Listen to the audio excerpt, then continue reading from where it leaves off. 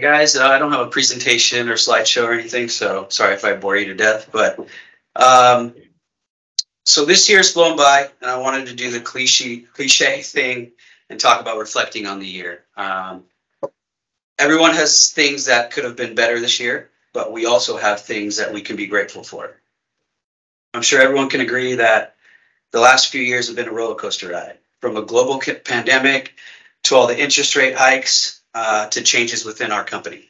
I think it's very important to evaluate this last year based on certain criteria that will help us improve for 2024. That can be different for each person, but how I generally reflect is 3 different categories. The first one, think about where you were last year. Both positive and negative events cannot be changed, so we should learn from them. We need to be grateful for where we are. I wrote, be present in the moment. I think, obviously, with technology and everything, I think this is a big thing that I'm working on. And I know Steve talks about it a lot, is, you know, when you're out to lunch with somebody or you're having a conversation, kind of put the phone down and just be personable with people. And then the third thing is write down your goals for the future and pursue them relentlessly. As other groups and companies wind down for the holidays, we should be ramping up. To achieve extraordinary results, you need to go against the grain. So a list of a couple of things that I'm working on for the new year is reach out to existing contacts or connections and deepen those relationships. As Scott said last week, we shouldn't be afraid to cold call or reach out to new connections during the holidays. I definitely think people respect, obviously, hard work, definitely during the holidays. And even planting a seed for future business can be very beneficial during these times.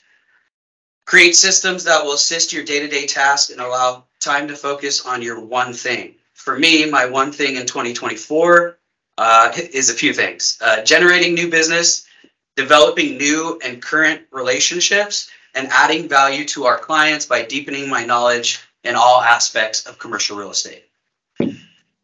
And so, with that being said, I just had a few questions that I want to leave you guys to reflect on as we wrap up the end of this year. Number 1, what systems and daily habits worked for you this year? Which ones didn't? Eliminating bad habits is just as important as adding beneficial ones. Number 2, think about a time you stepped out of your comfort zone. Did you benefit from that?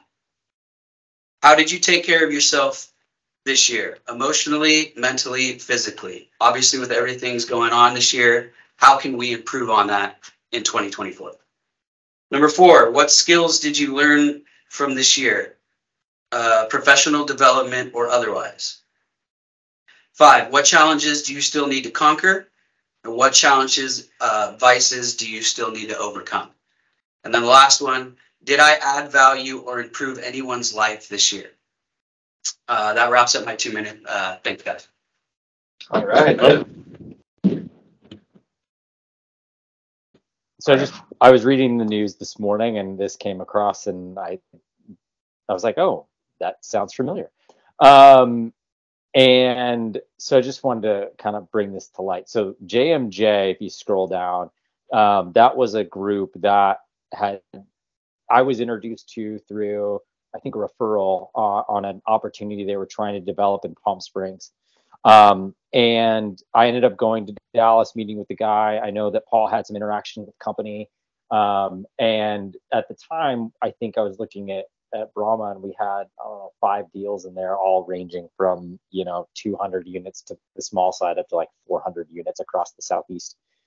And I ended up going meeting the guy. We, sent them multiple engagement agreements, trying to get them hired. And this wasn't a guy when you met him that you would ever assume this would happen. So he was indicted federally on a $26 million basically Ponzi scheme where he went to China, solicited a bunch of Chinese money and essentially misappropriated all the funds.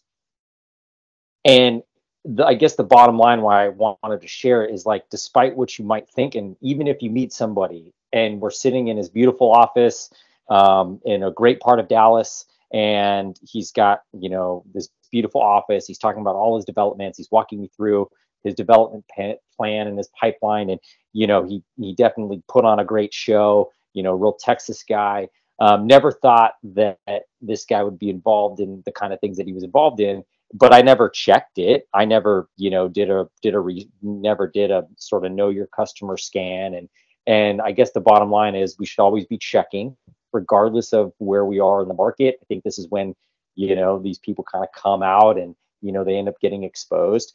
But also, you know, if you get a gut feeling and people aren't performing, there's probably a reason why. And this guy would never perform on engagements. He would never perform on sort of responding consistently. And it just goes to show you that, you know, really he was doing some really shady stuff. So anyway, just wanted to highlight that. And we dodged a bullet of it ever getting involved, because who knows what we would have been involved in had we raised any kind of debt or LP money for a guy that turned out to be running a Ponzi scheme.